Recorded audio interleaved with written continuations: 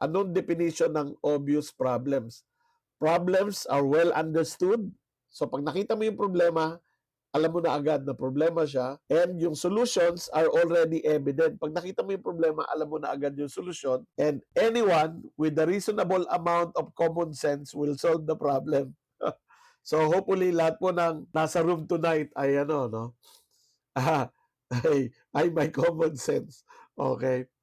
So, ano ang example nitong mga obvious problems? So, I want you to think about it and share your thoughts with me. Ang sabi rito, pag nakita mo yung problema, alam mo na agad yung solusyon.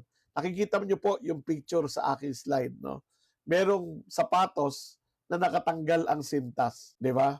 So, that's an example of an obvious problem.